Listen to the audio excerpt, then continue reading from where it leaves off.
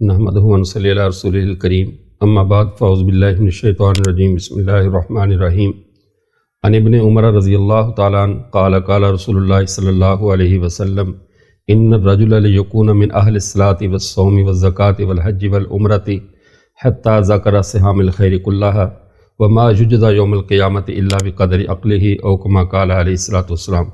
معزز سامعین، اس حدیث مبارکہ میں آپ صلی اللہ علیہ وسلم نے ارشاد فرمایا کہ ایک آدمی نماز، روزہ، حج، زکوٰۃ تمام امور خیر سر انجام دیتا ہے، لیکن قیامت کے دن اس کو اجر اس کی عقل کی مقدار سے دیا جائے گا، یعنی جتنا زیادہ عقل مند ہے اس کو اتنا ہی زیادہ اجر ملے گا۔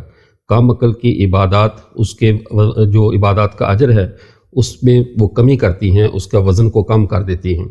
اب عقل مندی کیا ہے؟ کیونکہ قرآن پاک میں اللہ تعالیٰ خود بھی عقل مندوں سے ہی خطاب کرتے ہیں، مجنون، دیوانوں اور بچوں سے اللہ تعالیٰ خطاب نہیں کرتے، بلکہ خطاب ہمیشہ عقل مند لوگوں سے کیا جاتا ہے۔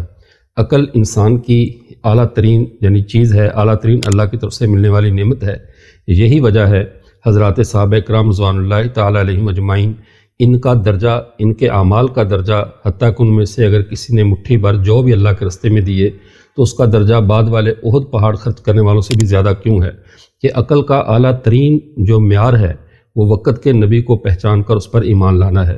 تو صحابہ نے انتہائی اعلیٰ عقل کا ثبوت دیتے ہوئے وقت کے نبی آخر زمان صلی اللہ علیہ وسلم کو پہچانا اور ان پر ایمان لائے، اس لیے وہ سب سے زیادہ باعقل ٹھہرے اور زیادہ اجر پانے والے ٹھہرے۔ دنیا میں بھی یہی اصول ہے کہ جتنا انسان عقل مند ہے، انجینئر ہے، وہ زیادہ تنخواہ لیتا ہے، حالانکہ مشقت مزدور زیادہ کرتا ہے۔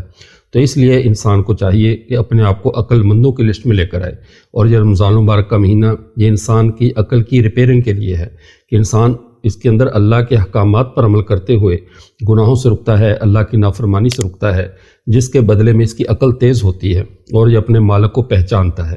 اس حدیث مبارکہ نے ہمیں آخرت میں عقل مندوں کی طرح پیش ہونے کی طرف راغب کیا ہے۔ تو یہ رمضان المبارک کا مہینہ یہ عقل کو مہمیز دینے کے لیے، تیز کرنے کے لیے ہے۔ اللہ ہم سب کی عقل کو کامل فرمائے۔ وآخر دعوانا الحمدللہ رب العالمین۔